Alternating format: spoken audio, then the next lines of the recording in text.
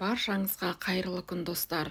Бүгін біз сіздермен үйде қалып кеткен, яғни желмей қалған нандардан осындай ерекше өте дәмді қытырлақ сухариктерді бірге дайындайтын боламыз.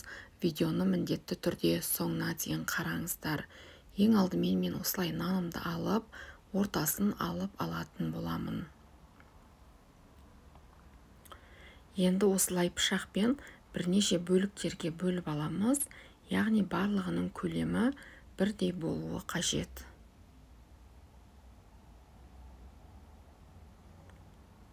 Қандай нан болсын, ол бөлке нан болсын, таба нан болсын, барлық нанмен жасасаңыздар болады.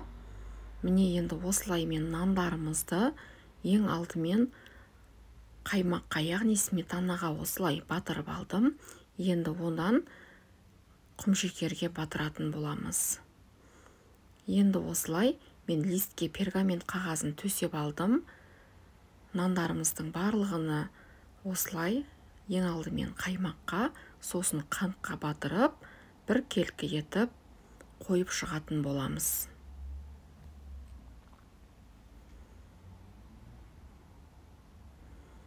Міне мен осылай листке қойып шықтым. Енді 200 градуста 10-15 минутқа қойып аламыз. Достар, 15 минуттан көп болмауы қажет. Сәл ғана осылай сарғыштау түске кірсе жеткілікті. Өте дәмді, ерекше, шаймен ішкенге таптырмас тәтті, міндетті түрде жасап көріңіздер.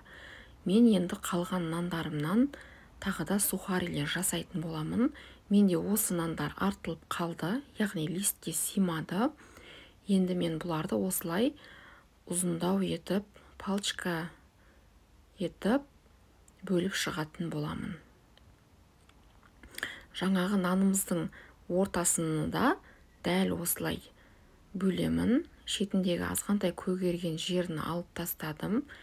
Енді қалған бөліктерін дәл осылай ұзындау етіп бөліп шықтым. Мен бұл нандарымды микроволновкаға қойып алатын боламын. Духовкаға қойсаңыздар да болады.